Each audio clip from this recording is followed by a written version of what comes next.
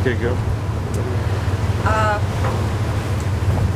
Our consortium, the Littoral Acoustic Demonstration Center for Gulf Ecological Monitoring and Modeling, came to the Gulf to deploy several instruments which are going to collect data and help us to understand the impact of the 2010 oil spill and other environmental stresses on deep diving marine mammals.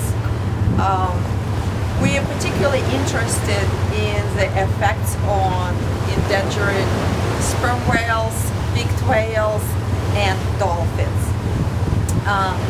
During our experiment, we deployed several platforms which are going to stay in the Gulf for several next months and collect acoustic data.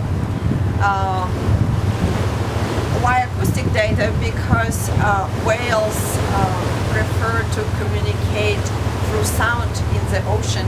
It's the most effective way of communications since their electromagnetic signals do not propagate far in the water, and the vision is not the primary sense they rely on.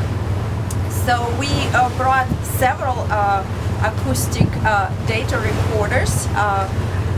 10 of them are bottom-moored acoustic hydrophones, which we already successfully deployed in the vicinity of Deepwater Horizon oil spill. And those acoustic recorders are going to stay around for several months till October, and they're going to record sounds which are coming to them.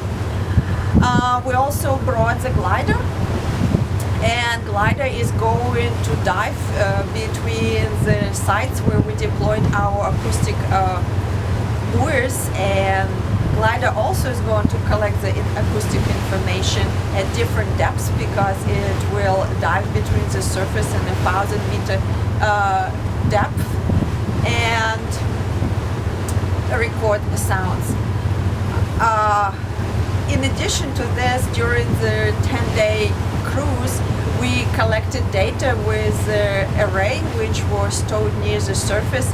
We collected visual observations on marine mammals, trying to verify visually the acoustic observations which we are getting on a passive acoustic surface arrays. And we collect the variety of information about the ocean itself, such as temperature, salinity, chlorophyll density, which hopefully will give us a deeper insight on the preferences where whales like to be and what is important about their habitat. In October we come back and we will collect our buoys, and we'll collect glider a little bit earlier in August, and we're going to bring all this data in the lab and use sophisticated algorithms to extract sounds associated with different species such as sperm whales, beaked whales, and dolphins.